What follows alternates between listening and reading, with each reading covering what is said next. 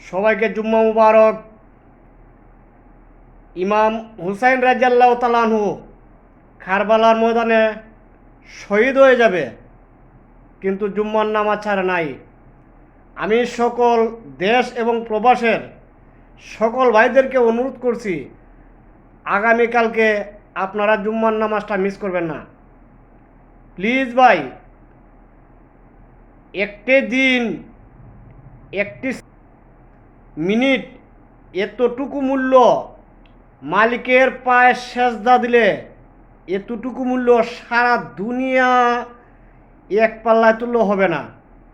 যদি মনে করেন আমি আপনাদেরকে অনুরোধ করছি যে নিজের জীবন বাঁচাইতে গিয়া এত কষ্ট করি আমরা, কিন্তু মালিকের দরবারও মালিকের পায়ে সেজদা শুধুমাত্র 5-10 মিনিট সময় পাই। প্লিজ আপনারা অবহেলা করবেন না ভাই।